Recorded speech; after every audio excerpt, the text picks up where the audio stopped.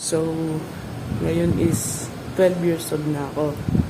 Panibagong mission at panibagong isip at panibagong healthy na katawan. Yun. Kailangan talaga natin i-upgrade ang ating kalusugan at kailangan din natin i-upgrade ang ating mga isip. Yes. Kasi pag na-stuck ka dyan sa luma mong buhay, wala, wasak na wasak talaga yung buhay mo ngayon.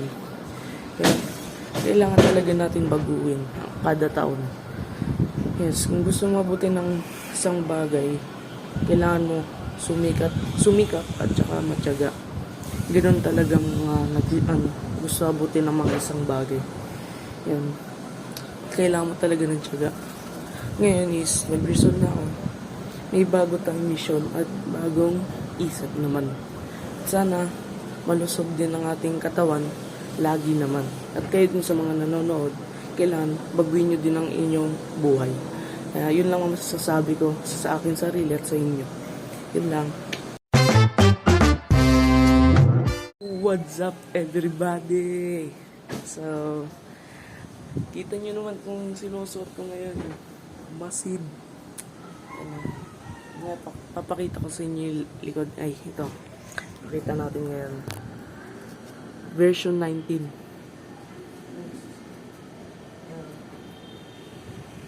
Ewan ko kung kita yan. Basta. Basta, papakita ko sa inyo. Masid. Yes. Nabili ko siya sa Lazada ng 800 sa Masid Clothing Shop. Yes. So, matagal ko na itong pangarap. Tsaka nakabili ako ng peke sa Shopee.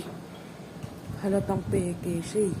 Dati kasi hindi ko alam kung anong tsura ng totoong Masid at peking Masid. Kaya nakabili ito. Sayang lang talaga yung pera. Kaya wag kayong bibili ng Masid kung peke lang bibilin nyo. Sayang lang ang pera nyo. Kaya mag-ipon na lang kayo. Masid. Tagal ko na talaga itong pangarap suotin. Yes, kasi idol ko talaga na vlogger si Gio na nag-adventure siya. Kaya na-inspire niya din ako. Yes. Sabi niya, magiging mali lang ang mali pag ginulat mo ang iyong pagkakamali. Yes, yun yung sinabi niya. Kaya wag mo ulitin ang iyong pagkakamali kung alam mo na ang iyong mali. Kasi kailangan talaga natin alamin ng mali. Yes. Kaya ganun talaga ang buhay. Mag-i-start ka sa mali. Yan. Ganun lang. Tiyaga lang kayo. Gagawin natin is ayusin natin ang ating bag. Yun lang ang ating gagawin. Ayusin natin ang bag kasi medyo magulo na kasi ang ating bag. Medyo magulo na. So, ito pala yung ating kwintas. Yes. Pakita ko lang. Yan, ito yung laman ng mga bag ko. Pamunas ng eyeglass. At langit lang. Medyo magulo eh. Kailangan na. Tapos, pabango. Ito. Paco Rabanne Black SS. Yan. Tapos ito. Paco Rabanne 1 million. Magkaiba yan. Nabango itong dalawa. Yes. Tapos, supply. So, gagawin na, ayusin natin yan nga, ma'am. Or mamaya.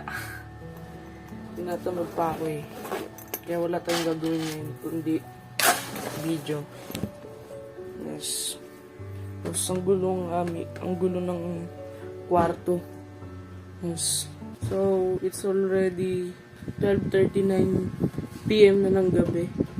Gabi na ngayon eh. So, mga madaling araw na ngayon. Kasi alis kami ngayon. Kaya, punta kaming Quiapo. Yes.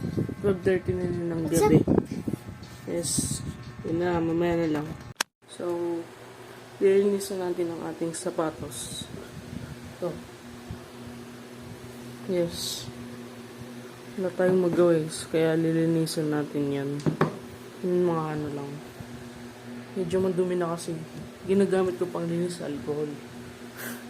Wala naman daw problema pag alcohol gamit ng panlinis.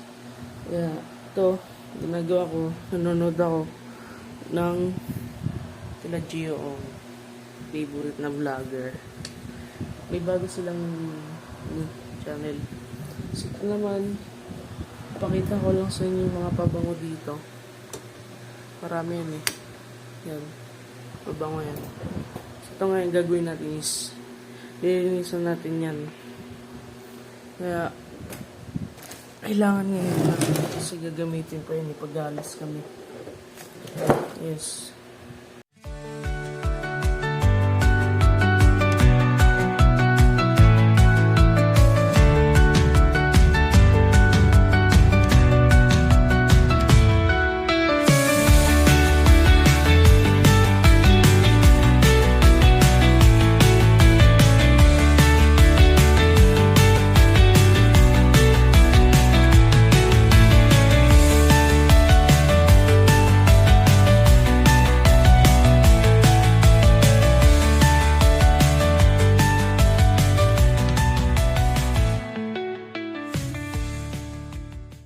Ito tapos na.